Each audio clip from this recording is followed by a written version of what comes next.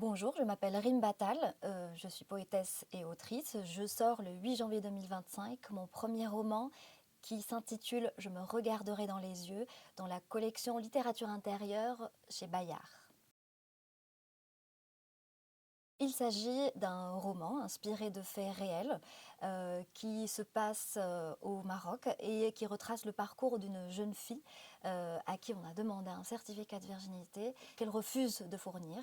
Et en partant de chez elle, elle va vivre de nombreux événements qui vont constituer les premiers jalons de son chemin vers son émancipation en tant que jeune femme à venir.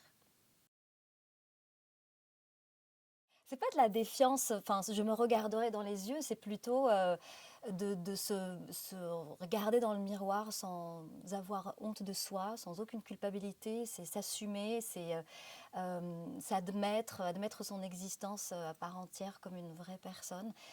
C'est de ne plus avoir besoin de validation extérieure, c'est assumer son parcours et ce qu'on est devenu et ce qui a fait qu'on est devenu soi.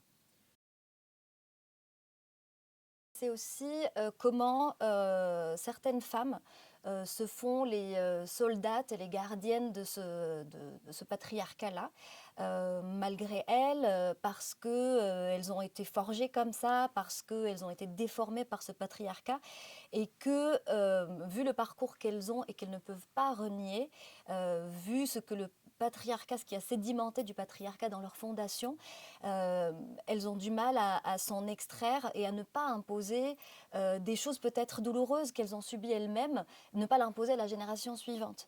Donc c'est aussi l'évolution de ces deux figures centrales qui sont la mère et la tante autour de ce personnage principal.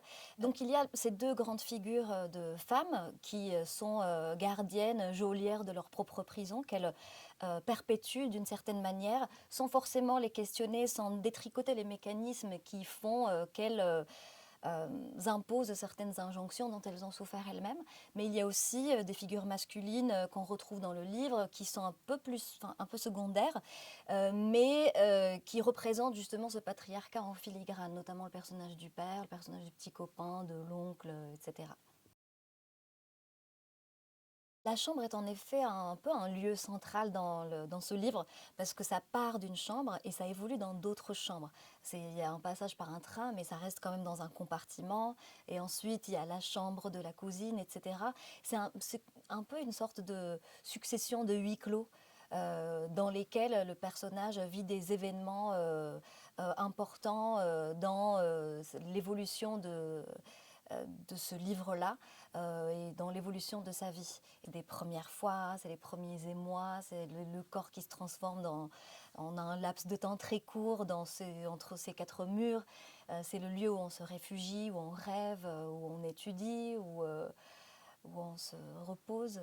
Donc oui, c'est un lieu qui est très très important, la chambre.